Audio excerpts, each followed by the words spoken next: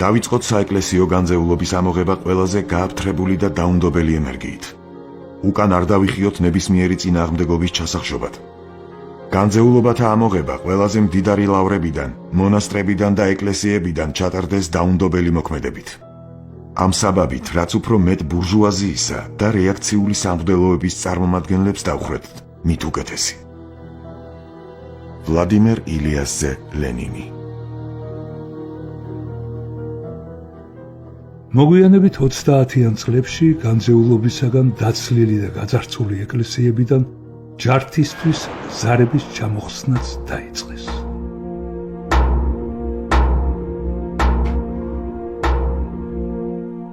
საქართველოში თითოეულ რაიონს ზარების ჩაბარების გეგმა დაუწესეს. მაგალითად, საბჭოთა საქართველოს სახალხო კომისართა საბჭოს დადგენილებით, ქუთაისს 4 ტონა უნდა ჩაებარებინა. ხონის რაიონს 3 ტონა, აბაშას, კასპს და ოზურგეთს 2 ტონა. ჭყონდიდის ეპარქიის მღვდელსახურ ერმალო ჩიმაკაძეს კომუნისტებმა ძალით გაპარსო დაუპირეს. როდესაც წვერზე მაგრატელი მიადეს სასულიერო პირს, გული გაუსკდა და გარდაიცვალა. ხობში კომუნისტებმა მამათა მონასტერში შეკრებილ ხალხს მოსთხოვეს დაეჩოქათ და პარტიის ერთგულებაზე დაეფიცათ. მონასტრის წინამძღოლმა არქიმანდრიტმა შიომ მრევლს მიმართა, არ შეესრულებინათ ეს მოთხოვნა. ამის გამო იგი დააბეს და ხალხის თვალწინ ძალდატანებით გაპარსეს. ზესტაფონში დეკანოს გიორგი ფერაძეს კომკავშირლებმა მრევლის წინაშე ღვთისმგმობელი სიტყვით გამოსვლა მოსთხოვეს. როდესაც ხალხი შეიკრიბა, დეკანოზმა ქრისტეს მოძღვრების გადაგება დაიწყო. იგი მდინარე ყვირილაში ჩააგდეს და თოფებით დაცხრილეს. გაზეთებში იბეჭდებოდა წერილები, სადაც მღვდლები საჯაროდ უარს ამბობდნენ ღვთისმსახურებაზე და ანაფორას იხდიდნენ. გაზეთი კომუნისტი 1923 წლის 22 აპრილი. მე სოფელ კადარის მაცხოვრის ეკლესიის მღვდელი, ერმალოს ვასილის ძე თურქია. დავწმუნდირა, რომ სარწმუნოება ყოფილა სიცრუე და სიყალბე და იარაღი მუშათა კლასის მორჩილებაში ყოფისა. და მე მას ბრმად ვემსახურებოდი. ამიტომ დღეის რიცხვიდან ვსტოვებ ამ სამარცხვინო ხელობას, მღვდლობას, ვუბრუნდები პატიოსან მშრომელ გლეხობას და მასთან ერთად მსურს ვიცხოვრო ჩემი პატიოსანი შრომით. იმედი მაქვს, მშრომელი გლეხობა მაპატიებს დანაშაულს და მიმიღებს. მასობრივი ხასიათი მიიღო ტაძრების დაკეტვამ. გასაბჭოებამდე საქართველოში 1450 ეკლესია და მონასტერი არსებობდა.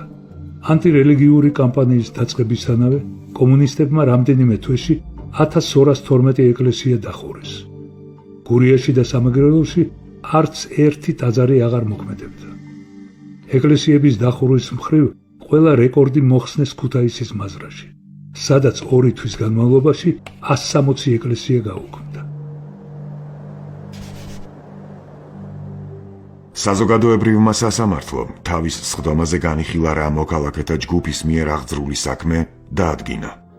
პირველი, სარწმუნოება და ეკლესია, როგორც იარაღი გაბატონებული კლასების ხელში მშრომელთა ხალხის თვალყურის დასაბრმავებლად და გონების დასაჩლუნგებლად, დაგმობილ და უარყოფილ იქნეს საბოლოოდ. მეორე, სამღვდელოებას, როგორც ცრუ მორწმუნეობის გამავრცელებელს, მიესაჯოს გაგრეჭა.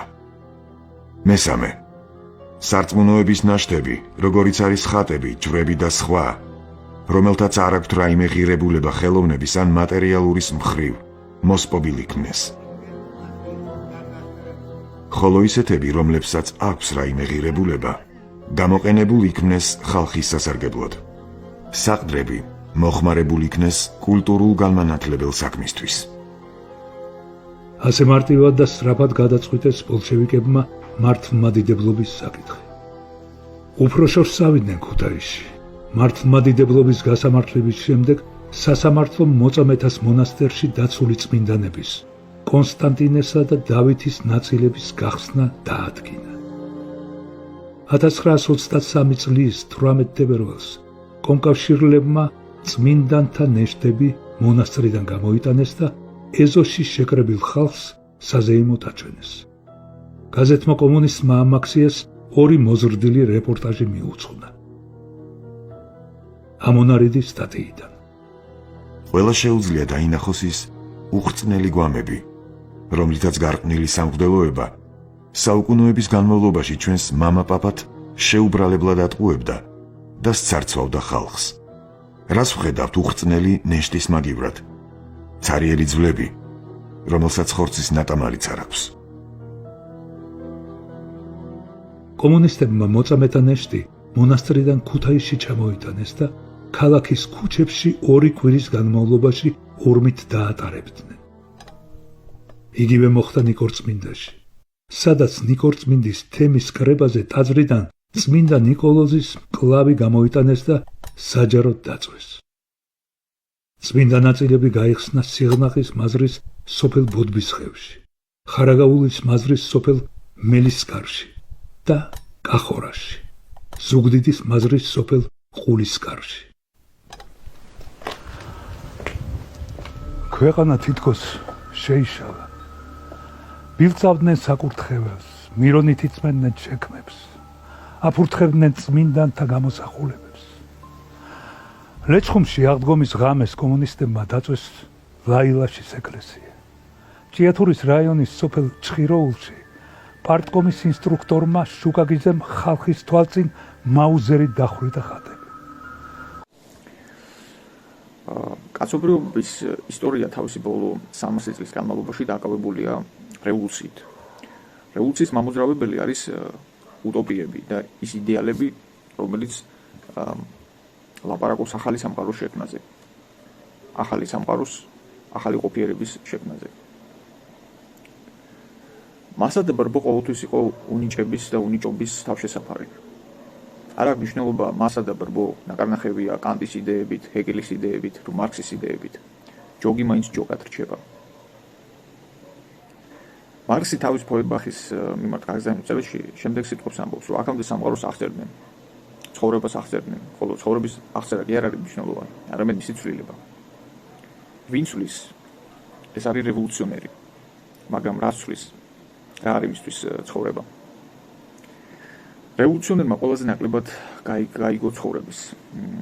მისთვის ცხოვრება ეს არის უსახო ნივთიერება, რომელსაც ესაჭიროება ადამიანის ჩარევა. ცხოვრება კი არც უსახო ნივთიერებაა და არც უსახო მატერია.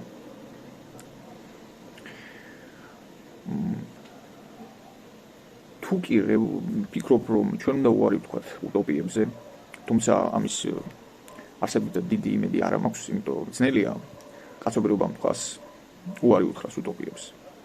შესაძლებელია რომ ახალ-ახალი უტოპიები მოგვივლინოს მომავალ სამყაროში.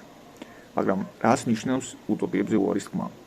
ეს იმას ნიშნავს, რომ ის რეალობა, რაშიც ჩავარდნილია მთელი კაცობრიობა, უნდა მივიღოთ. რა რეალობის წინაშე ვართ? რომ გარდაუვალად ხდება სიკვდილი და გარდაუვალად ხდება ადამიანის ცხოვრებაში განსაცდელები და ტრაგედიები. და თუ კი ამ რეალობის უარყოფის ნაცვლად და უტოპიური სამყაროს შენებობის ნაცვლად ჩემ ამ რეალობას მივიღებთ, მაშინ ნებისმიერი სულიერება სწორედ ამ მიმართულებისკენაა მიმართული. კერძოდ, ქრისტიანული სულიერება ლაპარაკობს იმაზე, რომ ადამიანი უნდა ემზადებოდეს სიკვდილისათვის. ხოლო ტრაგედია სხვა არაფერი არ არის თუ არა ცოდვა, რომელსაც ჩვენში ამარცხებს იესო ქრისტე. ხოლო იესო ქრისტე არის ის, ვისშიც და რაშიც გადაწყდა სიკვდილი. ხოლო კაცობრიობა თავისი უტოპიური მშენებლობით ცდილობს ქრისტეს მიღწევების განხორციელებას ქრისტეს გარეშე. და მე ვფიქრობ, რომ ჩვენ უნდა დავრჩეთ ქრისტეს ერთგულები.